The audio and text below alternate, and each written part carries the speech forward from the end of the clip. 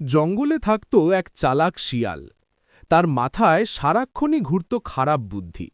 একদিন হরিণ গাছের নিচে বসে ফল খাচ্ছিল। শিয়াল এসে বলল, তোমার ফলের ঝুড়িটা আমাকে দাও, আমি তোমাকে ডবল করে দেব। লোভে পড়ে হরিণ ঝুড়ি দিয়ে দিল। কিন্তু শিয়াল মনে মনে ভাবল, ডবল আর পাবি না, সবই আমার পেটের ভিতরে যাবে। কিছুদিন পর বানর গাছে উঠে কলা পাড়ছিল। শিয়াল এসে বলল, গাছে উঠে কেউ ফল পাড়ে? বড় লাঠি নিয়ে আয়, নিচ থেকেই বেশি ফল পাবি।